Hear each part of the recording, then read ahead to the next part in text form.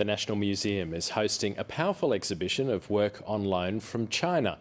Through the artwork in many media and styles, much is revealed about contemporary Chinese politics, culture and recent history. The exhibition was opened with appropriate fanfare, and Catherine McGrath has its story.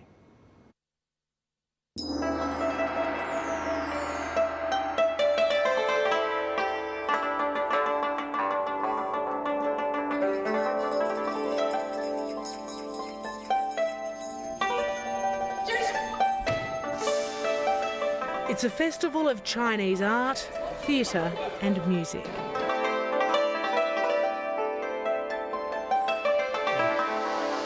The Year of Chinese Culture in Australia follows the now completed Year of Australian Culture in China. Cultural exchanges open up these understandings like nothing else. Australians have been able to view some of China's most precious historical artefacts. Gold, jade, a suit of armour and an army that opens a tiny window on a long-lost kingdom. The larger-than-life-size 2,000-year-old terracotta warriors were displayed at the Art Gallery of New South Wales. Groundbreaking theatre has toured the country. And for the next few months, some of China's most valuable and highly regarded paintings and works of modern art from the National Art Museum of China are on show in Canberra at the National Museum of Australia. There are masterpieces in oil, ink, sculpture and digital art representing 60 years of Chinese culture. We have seen a lot of very contemporary Chinese art in Australia, but survey of the last 60 years is a new thing.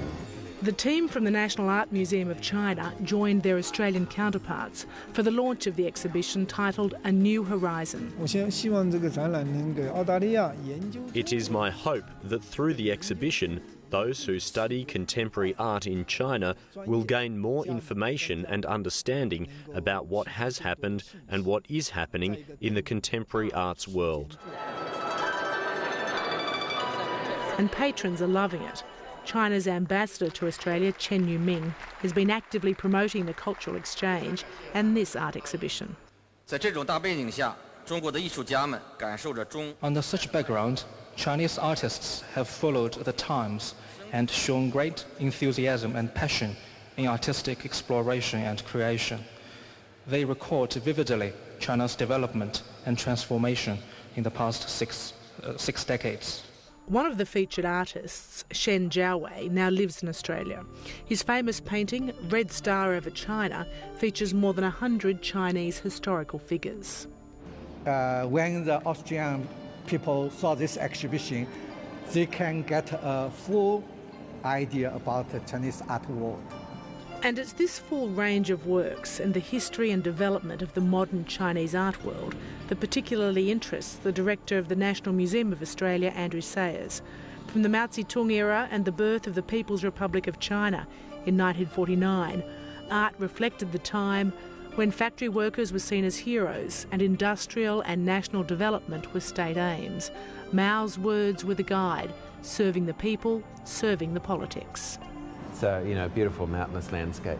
This is very typical of, this sort of landscape painting in China. There's a lot of this stuff in the 1950s and 1960s, and it's kind of like the heroic kind of,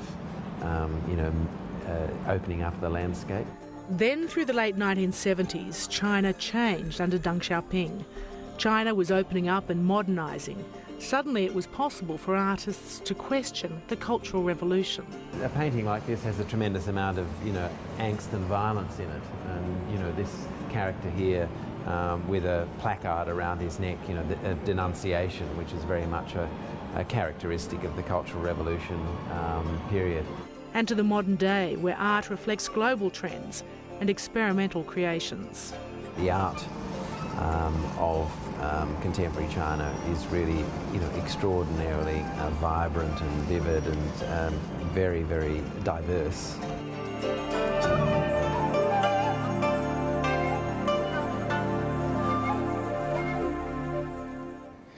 That exhibition is open at the National Museum until the end of January.